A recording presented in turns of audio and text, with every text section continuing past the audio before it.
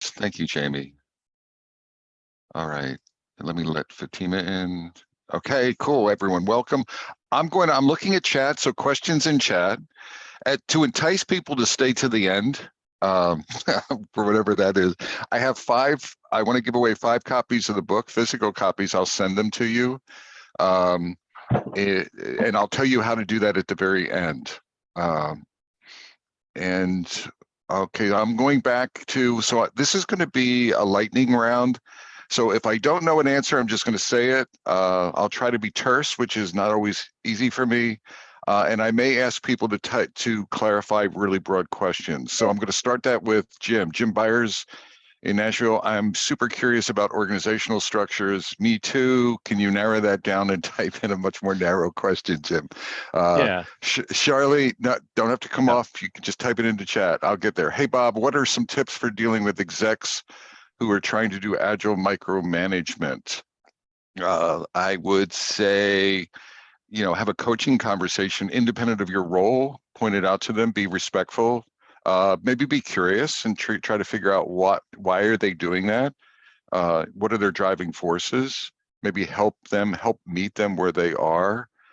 Might be an idea for that with those execs. Another thing you can do is model to them. Make sure, independent of your role, are you modeling good behavior? Like, let's say you're a micromanager, you might be a micromanager yourself and not be aware of it. And no, not that any of you would be doing that, and micro controlling. So you can actually start by modeling your own behavior is an idea there. What's the difference between a Scrum Master and Agile Coach? Is there a strong delineation between the two roles? I personally don't see much of a delineation, although almost everyone who talks to me wants to make it like a hierarchical step. They like I can't tell you how many times I hear someone, I'm only a Scrum Master. That bugs the crap out of me when I hear someone say I'm only this or I'm only that. When I see a Scrum Master, and if you look at the Scrum Guide for the role definition, there's coaching activity in it. You're coaching outwardly. Now, you want to be careful that you don't do that if you don't know what you're doing. So go get a mentor. Like I don't want you to coach the CEO of your company because the Scrum Guide says so and then get fired because you were underskilled. So you probably want to do that. But I think I view Scrum Masters as being coaches or Agile coaches. Difference between an Agile coach and Scrum Master, how to go from Scrum Master to an Agile coach. I answered that, Raman, but what I want to add to it is I do think the Agile coaching growth wheel, if you want to become a coach, don't look at it as an org chart thing or a hierarchical thing, but look at it as a competency thing. And the Agile coaching growth wheel talks about coaching competencies.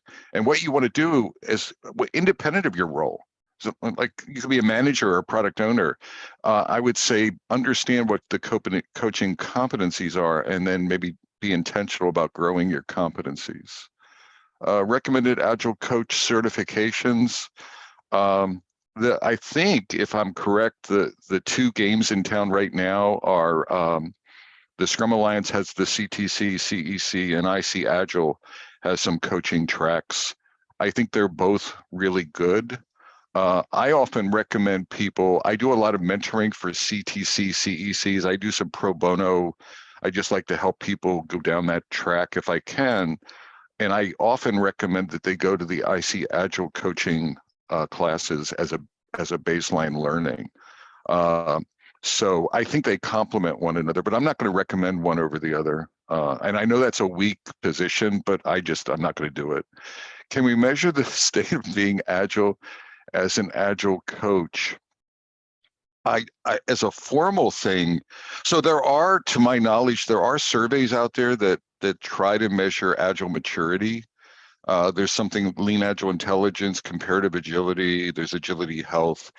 They may not couch it that way, but I do think they try to measure Agile maturity, maybe from an external looking at teams and things. I personally don't.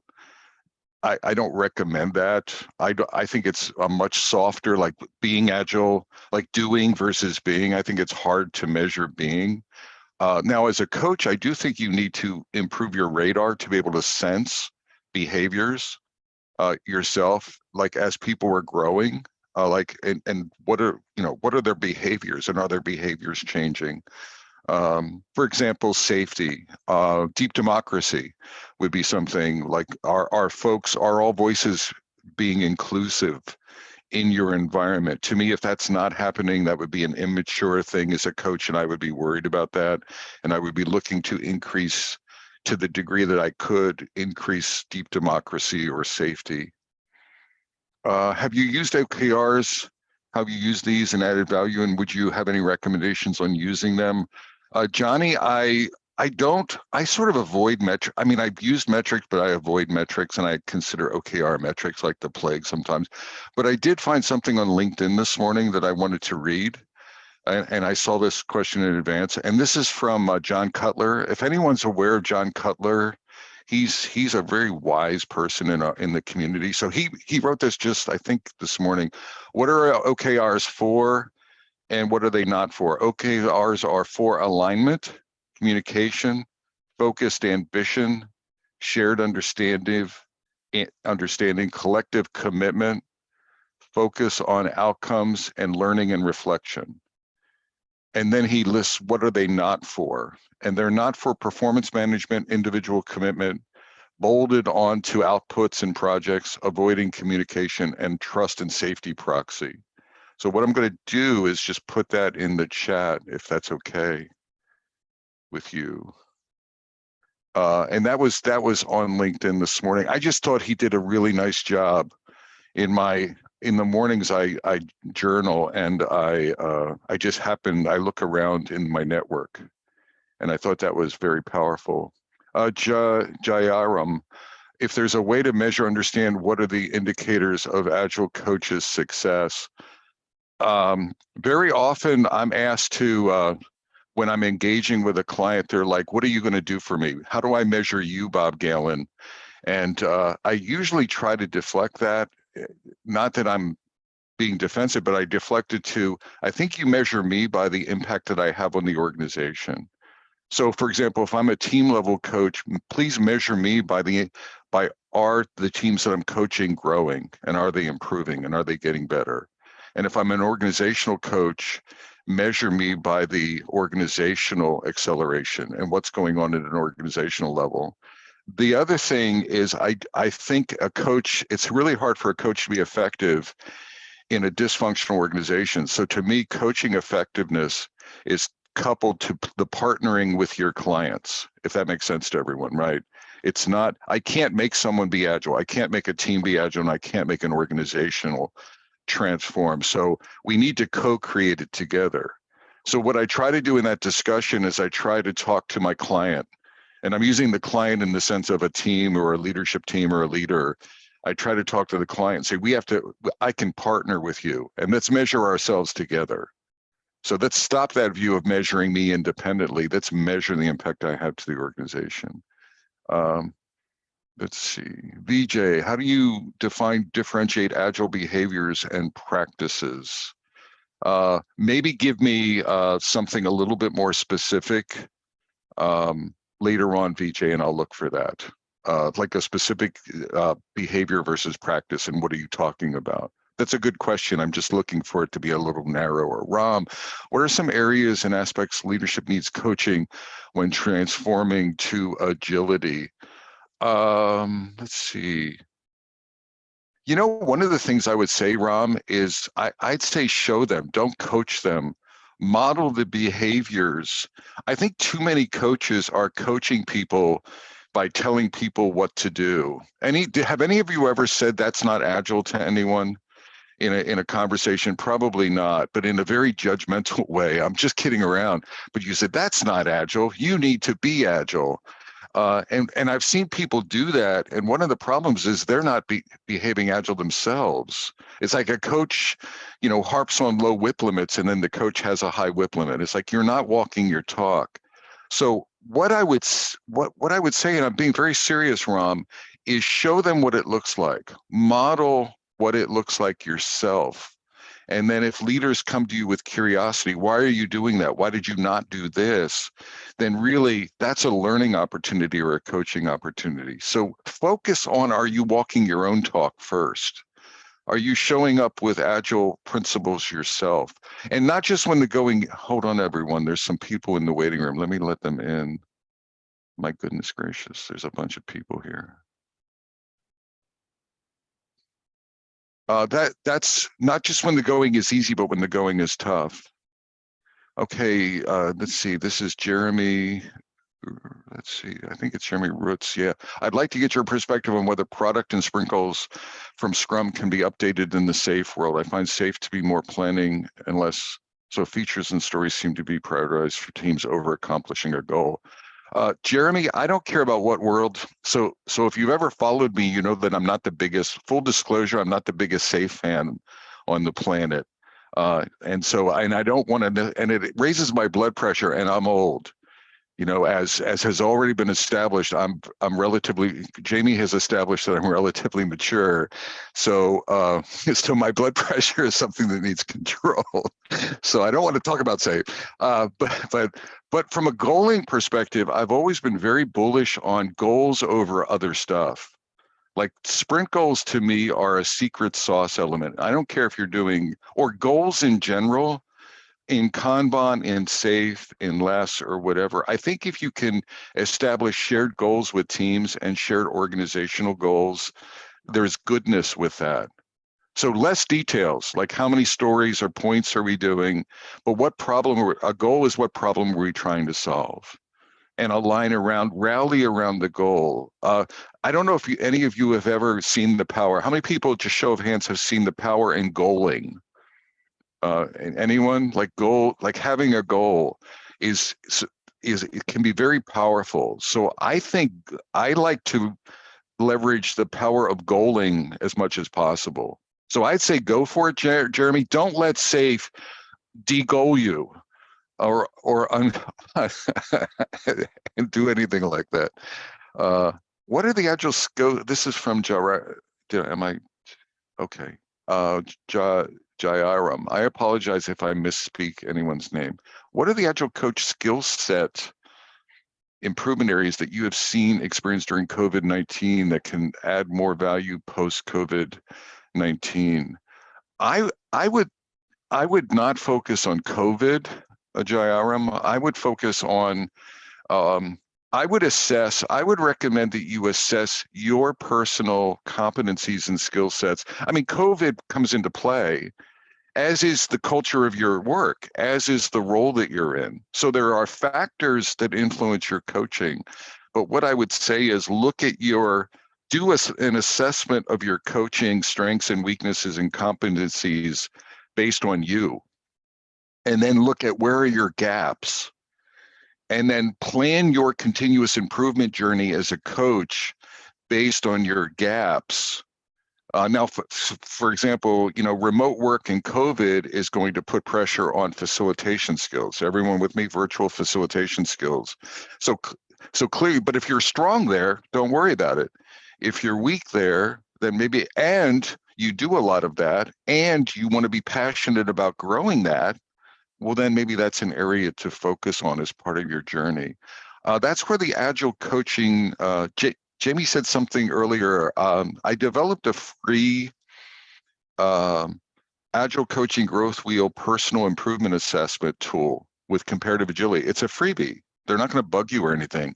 I would encourage any of you who are interested in coaching, whether you're a coach by title or not, to go to comparative agility, like Scrum Masters. Please go there and do a coaching assessment and see where you land. And what's cool about the tool is it actually, you can put together your learning journey as part of it. So it does an assessment, but then you can have a private learning journey there. And I would suggest do that. What's the best way to deal with dinosaurs? Again, what are you all saying? I don't, people slow to change and very dangerous without getting your head bitten off. Nick, that's from Nick. Nick, I'm going to give you some hard love. Don't call them dinosaurs, and meet them with respect, and meet them with assume positive intent. So if they're dinosaurs, they're roly-poly dinosaurs with fur, and they're cuddly, and they need love too. So and I'm being intentional. We have to, when we're meeting folks, oh, they're not going to change. They're a pointy-headed leader.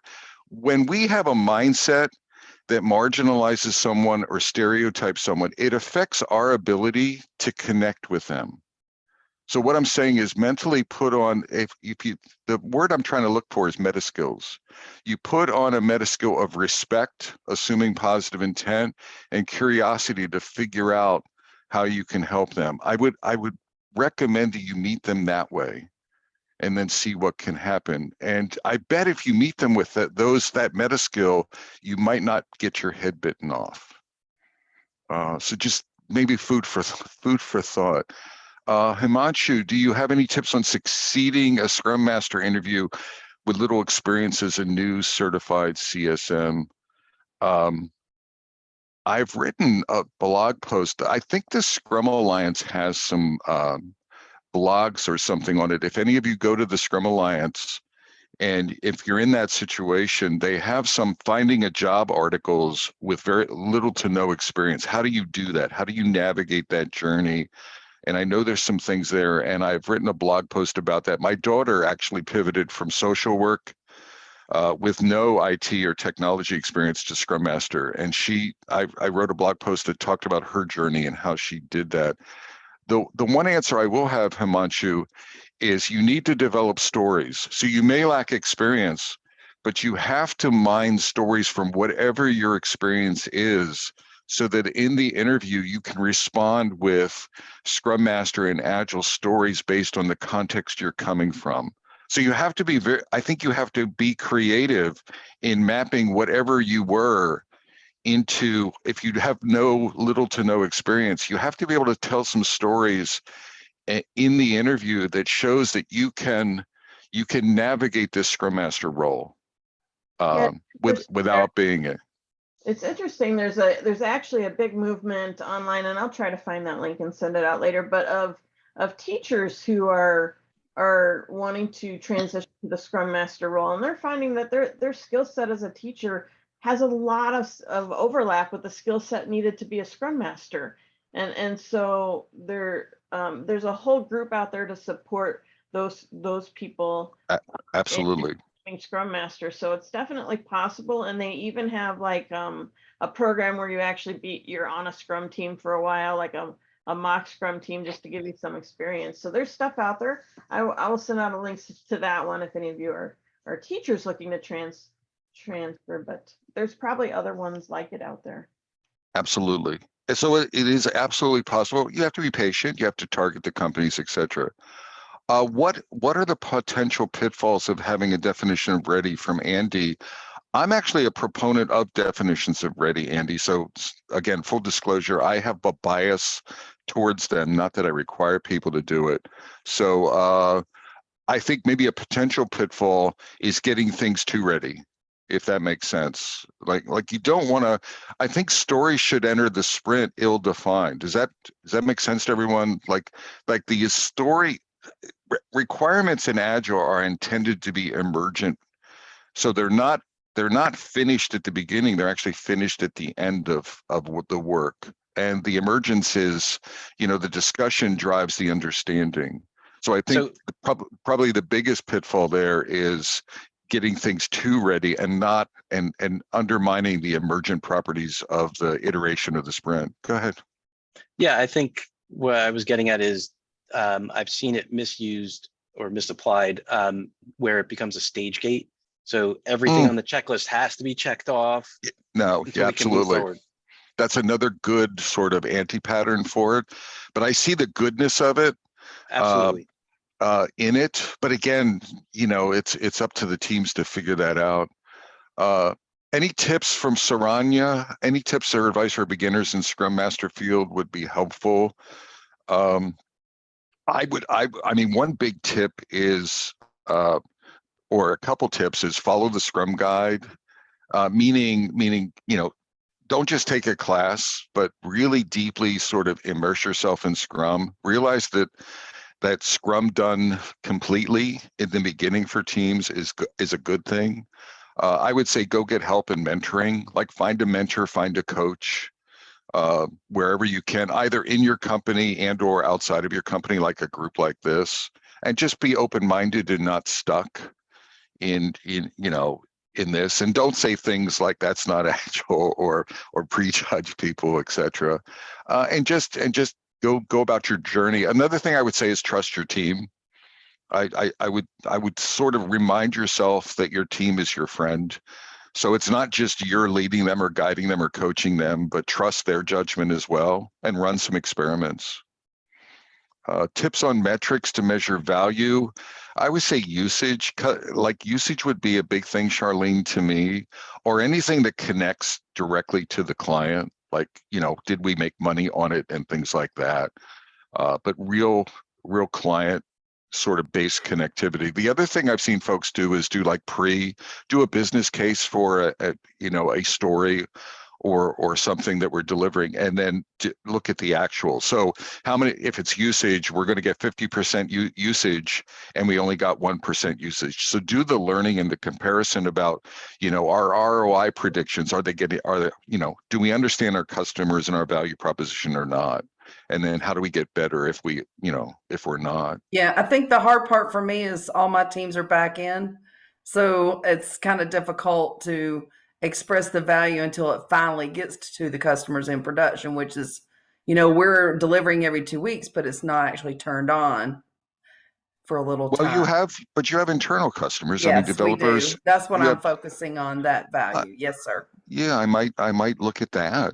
So value, that's a nice twist in the discussion, is value. I mean, yes, it's client value, but there's internal value along that pathway that we might want to look at as well. Can we implement Agile without frameworks and methods? Yes, we can. So I think if you look at the manifesto, it's more of a mindset. So we were talking earlier, I talked about doing versus being. Everyone with me? Doing is the tactics, the frameworks. Being is the mindset. I still, even though I'm a dinosaur, I still think that the being is where the value proposition is, right? The mindset is where the value proposition is. So I think you can do that. Another way of twisting that, I think folks can get stuck on the frameworks and the methods and miss the being. And that's a really bad place to be from my point of view. Andre Cristianto, do you feel about documentation? Is there anything better than old ugly engineering requirement documents, sequence diagrams, etc.? I'm a Scrum Master for 9 teams. How do I grow from Scrum? Okay, so it's the first question is, I think documentation so if it has value, Andre, then do it. If the organization is willing to pay for it and is willing to update it, there's this misnomer that documentation is wasteful. Not all documentation is wasteful. So if there's a reason to do it that has value to the organization and to the team and to your customers, then I think shut up and do it. It has value. The problem is people do things that no one cares about. Anyone ever do a plan, a project plan, a test plan that no one read?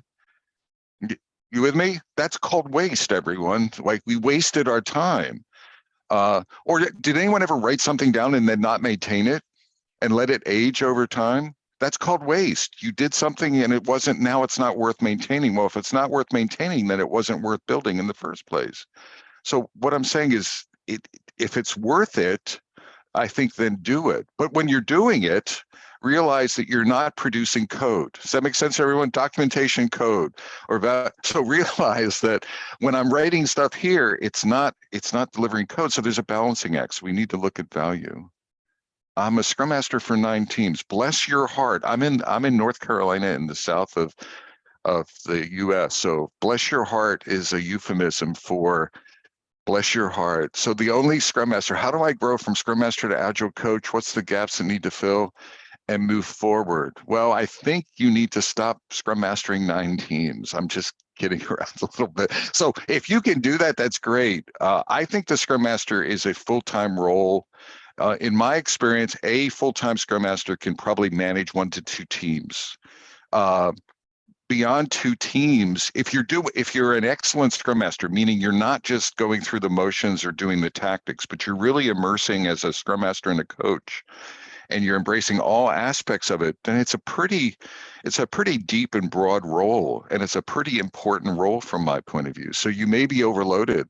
So I think your first coaching assignment is to have some coaching conversations about how do you load balance yourself with, and so maybe practice that and see how that goes. From L. Young, what recommendations and/or philosophies could you share for a beginning Scrum Master? I think we've covered that. And I just think the philosophy would be humble, be a servant leader, and be a continuous learner. So be curious. I think curiosity is a superpower. You can develop your curiosity into a superpower independent of your role. Yeah, Nick. Oh my God, 9 teams. Exactly. I just don't know. And who was that? I want to come back, and so that was Andre. But we're not Andre. It's don't get fired. So don't. Oh, I attended this thing with Bob Galen, and then you play the recording back, and then so just go into that conversation carefully. But that's a load. The other thing with 9 teams is you're probably doing a mediocre. So you can maintain 9 teams, but the point you want to quietly ask yourself, am I really being successful? The other point is self-care. Everyone with me? Independent of your role. So it's not just can you support 9 teams, but what's your life like? Do you have time to read a book like my book? I'm just kidding. Do you have time to like take a walk around your building and just breathe some fresh air? Do you have time for your family or whatever it is that gives you joy? Because that matters as well. I have a question about that one. So are you the Scrum Master of 9 teams, or do those 9 teams have Scrum Masters and you're like the Scrum Master coach or Agile coach of? Oh, that's a good question. Yeah. So I was already chat follow-up chat after that, and I'm like Scrum Master and Scrum Coach too. So 9 team is possible for me because I'm coaching most of it. But for example, this is a new team, like 2 new team I handling by myself. But a lot of things is more like, I measure it by the maturity of the lead of the team. Are they ready or not? One of the thing is that one of the variable, and then the second thing will be the complexity of the work itself. If the lead is like overload, and I will take much more deeper thinking about that. But yeah, so that's my story. So the 9 team is possible because I'm not alone for doing the ceremony and something like that. It is will be handled by lead of the team. But yeah, I think I have a lot of blind spot outside of the Scrum expertise. I think I have a Scrum expertise and maybe little bit of Kanban and then a little bit of design thinking, something like that. But then how do I reach out to a lot more that the skill set of agile coach as agile coach? How do I feel like I am confident as I say it myself as a agile coach, something like that in the future, something like that. So that's what I'm missing, something like that. So one of the things I would say is that, and again, I'm not judging what you said, but I just want to make one final point and then move on. I think when you're doing something, my guidance is to be excellent at it. So don't be mediocre, don't be average, don't spread yourself. And part of being excellent is growing yourself. So if you can grow into a kick-ass Agile coach and you're a kick-ass Scrum Master and your teams, those 9 teams are kicking ass and delivering value, then that's your capacity. But so you're growing yourself and you're growing your teams, and life is good, and the sun comes up every day and just warmly, sort of cascades over everything. If that's true, then great, keep doing that. My suspicion is that's not true, that you're making compromises because there's a lot of whip there. So that's a question to ask anyone. And what I think we want to look, sometimes we get lost. The organization forces us, maybe some organizations, to mediocrity. Mediocrity is not a good play, everyone. You with me? High performing, we want, you ever hear we want high performance teams? We also want high performance scrum masters and high performance coaches. And part of that is investing in yourself. So enough of that. That was a soapbox. Idris, how do you coach teams who still believe in doing big E2E design, then development, and finally testing with planned release cycles? Maybe you run some experiments. Maybe you convince them to run some experiments. Maybe you let them, maybe now is not the time to change that. Sometimes as a coach, we need to be patient and just let people fail or let people try things. That may be the right thing for them to do at this moment. So just because everyone else on the planet Earth is doing things, you know, in an agile iterative, maybe that context is different. How to form teams, and are there situations when teaming isn't a good idea? That's from Yoda. How to form teams. That's a big question. If there's a narrower question, and we're running out of time, so maybe narrow that down later if I can get to it. Any steps, guides to do agile transformation for the enterprise? Install SAFe, and then call me to see how my blood pressure is going or something like that. So no, that's a really broad question. Here's what I would say maybe to that is go get an and I'm not being self-serving, go get help, go get an external coach and get expert guidance. I have a friend, Mary Thorne, who's very fond of SAFe, and we have these arguments, and she knows I'm anti or not pro SAFe, and she talks about her success with SAFe. And one of the things I talk about is, Mary, it's not necessarily just SAFe that's driving success, but the fact that you're an incredibly experienced coach and you're implementing SAFe. And not everyone has an incredibly experienced coach complementing the SAFe, if that makes sense to everyone. So I'm like, it's that combination. So what I'm saying there is go get help. And a lot of folks try to wing it, and a lot of folks are too shy to ask for help. Filling both a Scrum Master and a Product Owner role in the same team, I need to do both for the foreseeable future. Any advice on where to focus? I would actually say try not to do that. And maybe split it up. So and have some arguments with yourself in the mirror. But Well, I think I do that, but unfortunately, it's not an option. So I hear that, but it's really a conflict of interest. So I've never, again, all of you could do whatever you want, right? This isn't Ask Me Anything, but then when you ask me anything, you get my responses, and I'm speaking truth to power. So what I'm saying is I've never seen that work out really well in 20 plus years. It just doesn't work really well. It's a conflict of interest. It has nothing to do with anyone, their intentions or their skills. It's really, really hard.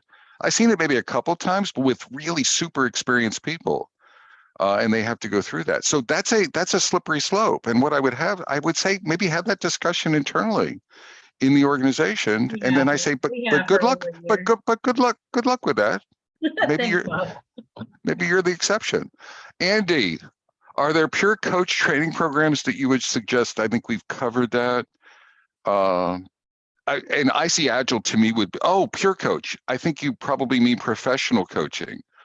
There are professional coaching. There are things like coactive coaching, which I know a lot of people have gone through that. I've gone through an ORSC program, ORSC program, and I got a lot out of that.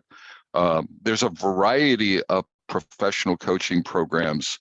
I'm not going to suggest one, although I will say that I got great personal value, and it really changed me going through ORSC. But I think what I would recommend is you talk to people in your ecosystem, in your sphere, and see if anyone's done that and get more direct information. So I'm more like a Scrum coach. This is from Andre again. So it is possible to do 9 teams, but I have a lot of blind spots how to grow from only Scrum expertise and around Scrum to more. I think self-awareness, Andre, is one of those things. If you have blind spots, I would recommend getting a mentor or a coach, like a personal coach. You may find someone internally. You may have to pay for it, or whatever that means. But one of the ways to get blind spots is surveys, 360 surveys, sort of, anonymous surveys, and feedback from other people you work with, and feedback from coaches. So you need to become almost a feedback sponge in order to find those blind spots. So that's what I would say. That's what I would recommend you try to do. They're blind spots, so you can't decide them yourself. I would actually even offer you that you might have a blind spot that 9 is the right number. You might want to really ascertain from the organization how your performance is and from your teams. From Andrea, can you mention some techniques for sessions which can help with 5 dysfunctions of a team you've used? I'm trying to think of a short answer. Not really. I mean, you can. So the table group does provide training, and they do provide. So it kind of links to what Andre was saying. The table group does have a 360 survey, or an instrument that you can take based on the 5 dysfunctions of a team, that you can take them, or a team can take them, or an organization can take them, or all of those things, which can be very, sort of, it can really increase your self-awareness as to what's going on organizationally. It can also raise awareness of psychological safety and what's breaking down on trust and things like that. And they also provide some strategy there. So I would say maybe an exhaustive view of the table group's website and looking at that. Thank That was you. me. So Jim Byer, go ahead. Do you want to take 1 or 2 more and then do the? So I've been entering people's name in the wheel, to spin the wheel to randomly select the winners of your book. Do you want to answer maybe 1 or 2 more and then do that? I had a different. Oh, I'm sorry, Jamie. We can do the wheel though if you want to do the. Do you have a wheel? I do. All right, then let's do that. I was going to do something different, of have people, like the first 5 people who send me email. Well, you can do it and- however you want, Bob. And then I had a question that I was gonna. They had a quiz question. I Oh, actually. Why don't we do the way I was going to do it, and then that takes it out of play. Then it's my burden to work with those folks. Or Jim Byers, organization. What are the best ways to structure a company team? Matrix is bad, but what is good? Team Topologies has been recommended as a resource that I've not read yet. It's in my. So I've read it very quickly, Jim, and I've sampled it, but I haven't read it thoroughly. So I would actually, Jim, I would say read Team Topologies with me. Maybe you and I can have like a 2 for book club or something like that, and read it. I'm going to poke it. I don't know if Matrix is really bad, Jim. I think you can have dysfunctional matrices, but if you have organizational alignment, and leadership alignment, and understanding of my roles and responsibilities, then I've seen matrices be very effective. I've also seen them be terrible. So I wouldn't quite, go there. Let's see, of the intro from the meeting. How can you share what headset you have on? I can hear you like you're in the same room. It's a Jabra, Jabra. Good question. So thank you for that softball question. Who was that? That was Icy. Thank you, or Easy. Thank you for that. I'm looking. Maybe we're running out of questions. Is from VJ, is the Agile Manifesto relevant in today's world? Yes, I think so. I think there's a lot of people that are whining about that. Like there's Agile 2. There's a lot of folks who whine about the manifesto, and they say, oh, 20 years or 25 years have gone by. Scrum, people are whining and complaining about Scrum, and they're whining and complaining about the Agile Manifesto. I do think times have changed. This is a dinosaur view, but I do think the simplicity of the manifesto still applies. I do think the essence of Scrum still applies. I think before we start changing it and reinventing something and having manifesto version 5.0 or something like that, look at it and realign to it, and see if we're behaving that way. Is it still serving us? Very often, I think we for example, the folks who complain about Scrum, if you look at it, they're not doing Scrum, if that makes sense. Or the folks who complain about the manifesto are only doing Agile, they're not being Agile. They haven't achieved the mindset. So I'd say focus on the basics before we have to start throwing things out. I still think the basics are incredibly hard. So that focus on those basics. I'm a Scrum man with no product owner. How do I encourage him to own the backlog? This is from the CAM. One quick idea in the CAM, and I'm trying to manage time or look at time as well. Let it fail. So sometimes we try to fix things. Anyone ever do that? Like we have a product, for example, we have a product owner who's not doing their job, and someone tries to fix everything in the backlog and write all the stories and limp along. And instead of maybe letting things fail, that doesn't mean you're generating the failure. That just means allow the dysfunction to emerge to a point that it becomes obvious and something has to change. So what I would say is, how do I encourage them to own the backlog? Then just stall the team, or have the team write their own stories and not work on business priorities or something. And maybe people will start paying attention and look at root cause. I think the world can be a better place, the Agile world, if we allow things to fail sometimes when we're trying to band-aid or patch things or try to let transparency do its work. Let the power of the retrospective do its work. In order to have a powerful retro, maybe you need a powerful failure, if that makes sense. I'm not saying I'm not saying sabotage it, but I'm saying don't fix it. Like, for example, that product manager needs to do their job. If they're not doing their job, let it surface.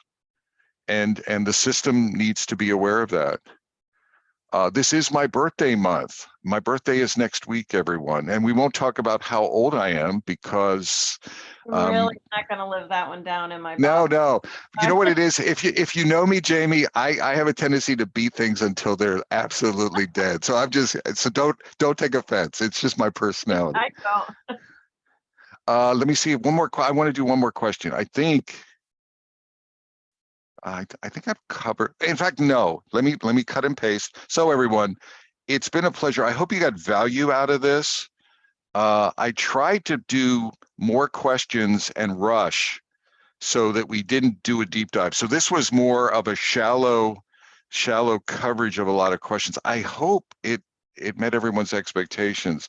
Here's the way I'd like to give away the books. So let me do this to everyone.